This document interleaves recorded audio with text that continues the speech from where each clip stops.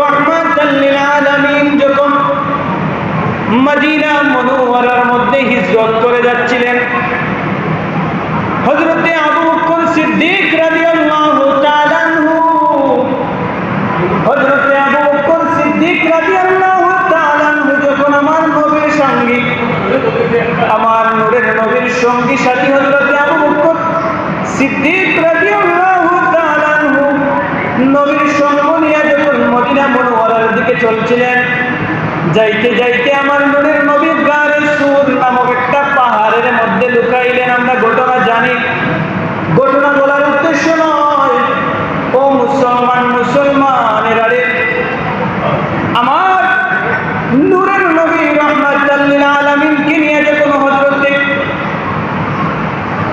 আবু বকর সিদ্দিক রাদিয়াল্লাহু তাআলা আনহু গারে সুর অর্থাৎ সুর পাহাড়ের সাওর পাহাড়ের গর্তের মধ্যে যখন লুকাইলেন, ওই গর্তটা আমার নূরের নবী তালাশ করতে করতে করতে করতে কাফের মুশরিকরা আমার নবীর পিছন লাগতে লাগতে তারা ওই গর্তের মুখে চলে এসেছে। তাওয়াক্কুল কেমন হওয়া দরকার, তাকওয়া কেমন হওয়া দরকার।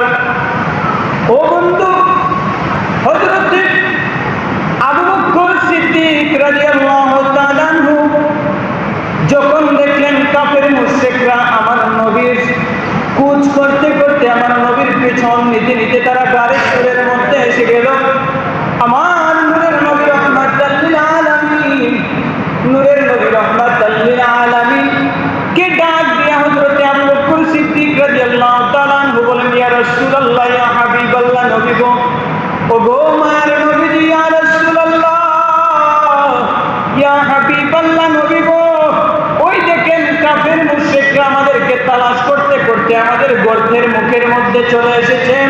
ইয়া রাসূলুল্লাহ, এই গর্ত থেকে বাহির হওয়ার আর কোনো দ্বিতীয় রাস্তা নাই গো নবীজি।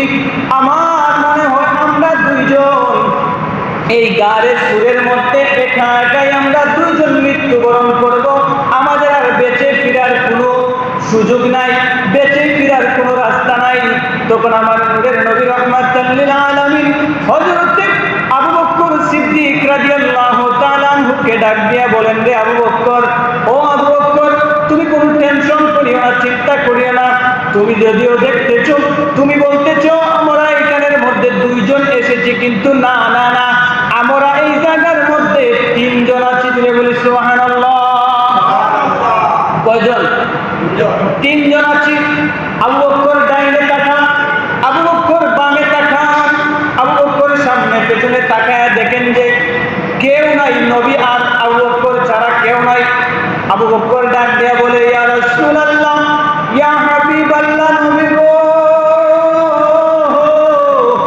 ও গো মায়ের নবীজি, ইয়া রাসূলুল্লাহ, আপনি তো বললেন তিনজন, আমি তো দুইজন ব্যতীত আর কাউকে আমি দেখতেছি না। আবু বকরকে ডাক দিয়ে আমার নূরের নবী বলেন, রে আবু বকর, তুমি চিন্তা করিও না, তুমি যাকে